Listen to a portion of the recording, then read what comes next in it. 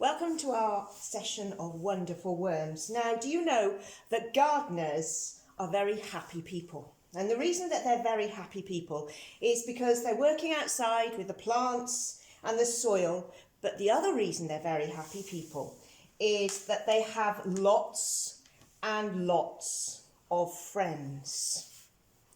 And a gardener's best friend is a wriggly worm.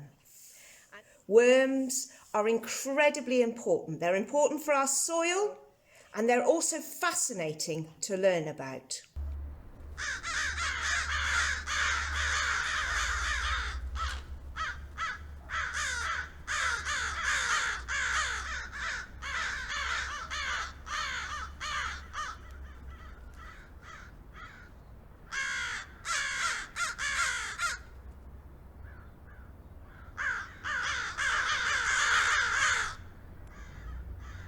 This is the worm's favourite food. Now, worms do love a nice bit of warm soil, and we've been having some very cold weather just recently, so the worms will have been going down underneath ground. So you'll need to take with you a trowel and a bucket, and you'll need to dig quite deep. If you find a nice molehill, often under there, you'll find worms. So find about 10 little worms. So with your plastic bottle and your pair of scissors, you'll need to cut off the top of the bottle.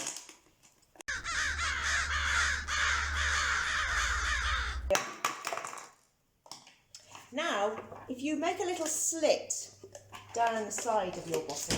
How far down? Oh, only about as much as the scissors, as long as the scissors, that's fine. And when you've made your slits and put your lid in the top, it should look like this. I'll just try. Ha! Now, worms don't have any eyes, as we've realised, so they're quite happy to live in the dark soil. So what we're going to start off doing is we're going to put 2 centimetres of soil into the bottle.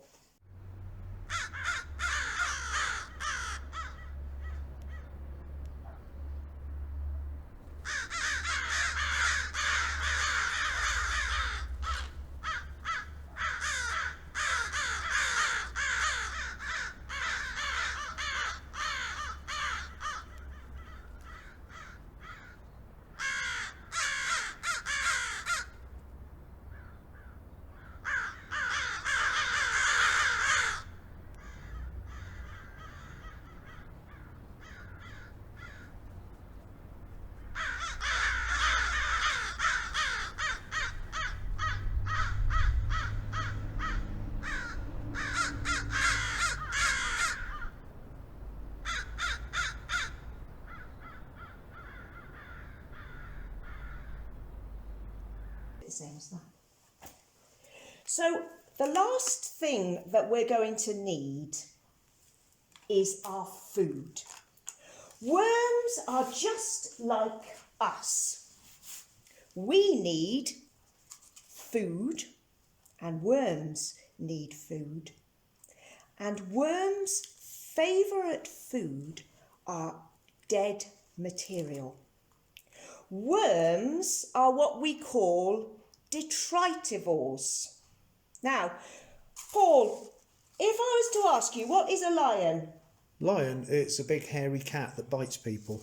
It does. It bites people and it eats what? People. It eats people. And what are people made up of? Meat. Meat. So a lion, if it's a meat eater, what's it called? Hungry. It's a hungry carnivore.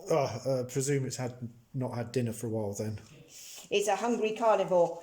So if I was to ask you, Paul, my favourite animal in the whole world is a sheep.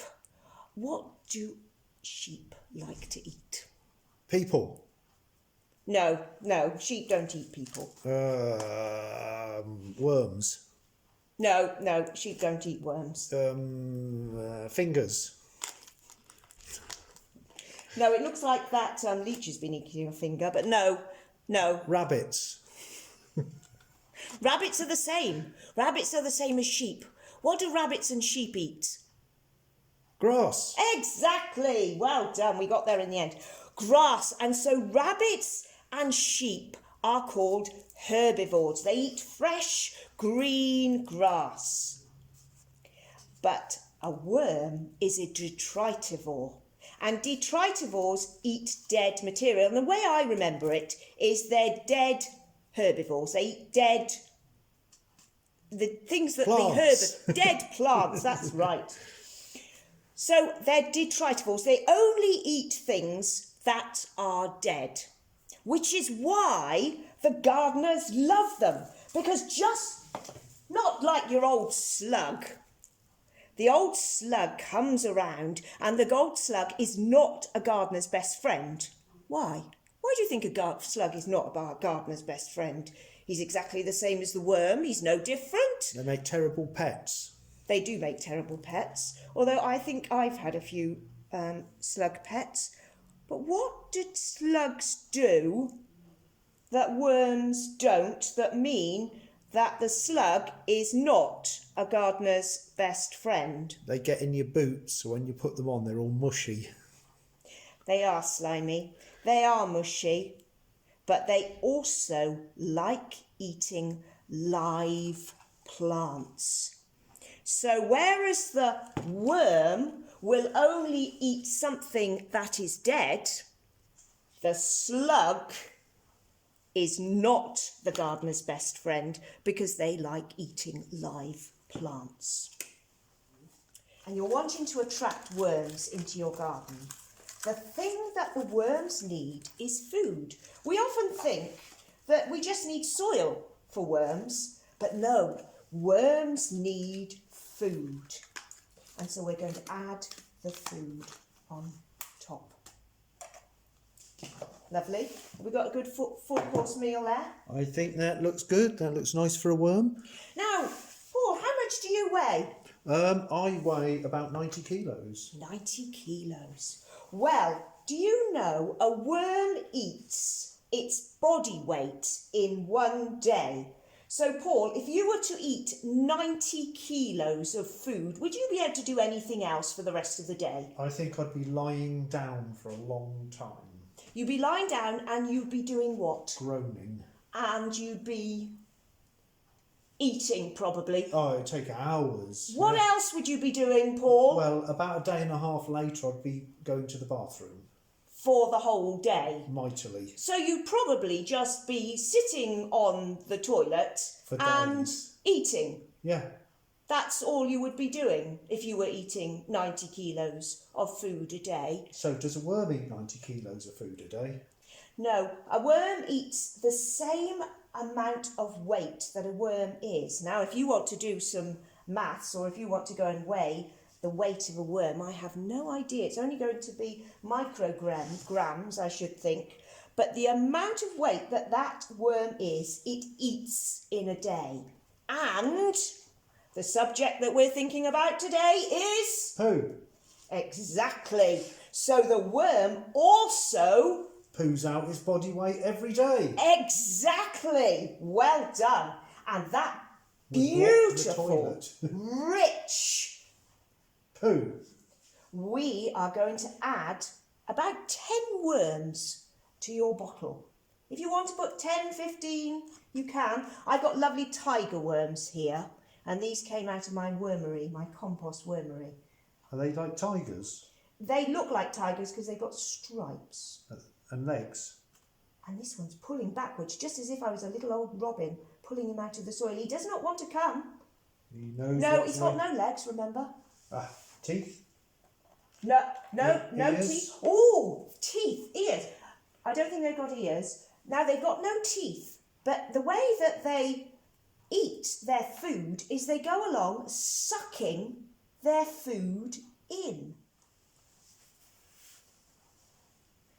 I say. Did you know how many hearts a worm has? No, I don't know how many hearts a worm has. How many hearts does a worm have? Did you know a worm has 5 pairs of hearts. How good are you at maths, Paul? What's 5 pairs of hearts? That gives them 10 hearts. They've got 10 hearts. So just behind their head, they have got 10 hearts which are in rings of 5, and those hearts are pumping the blood around the body of the worm. Freaky. Or anything black that you can find. If you've got a black piece of material or a black sock that you can stretch up about it, that would be a good idea as well. Anything black that you can put round the edge, and we're just using a few elastic bands. So this is how your finished worm habitat should look. So this one might not be dark enough, so I'll have to put a hood or something on it. Yes, find Or an a old sock. sock. Yeah. I find an old black sock. Worms are, I don't think they have a nose, so a stinky sock will be fine. So worms, like us, they need warmth, they need oxygen, and they need moisture, and they need food. So after about 10 days in this wonderful little habitat that these worms have, these worms are going to be extremely busy. Very, very happy because they've been brought in from the cold. They've been put in a lovely, warm, moist environment with food and plenty of soil.